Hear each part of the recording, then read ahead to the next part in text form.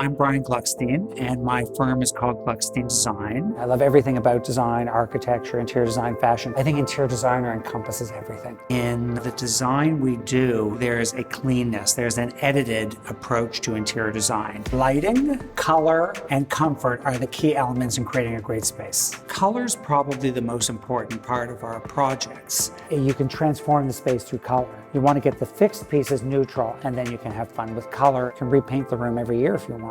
Texture is really very important, especially when you're using a monochromatic scheme. That's what adds the interest. I love doing high gloss walls in dining rooms, especially because when you have candlelight, and then we might do a casual space in a matte finish. That creates the contrast, and that's really the excitement of the space.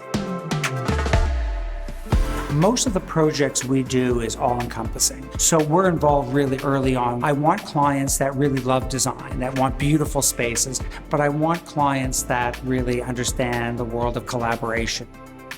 The part that excites me the most is that it always changes, this profession. It's never the same. Every day is different, and throughout the day is different. If you really love design, you always want to grow and try new things. As you have more confidence, I think you become more adventurous, and that's the beauty of what I do.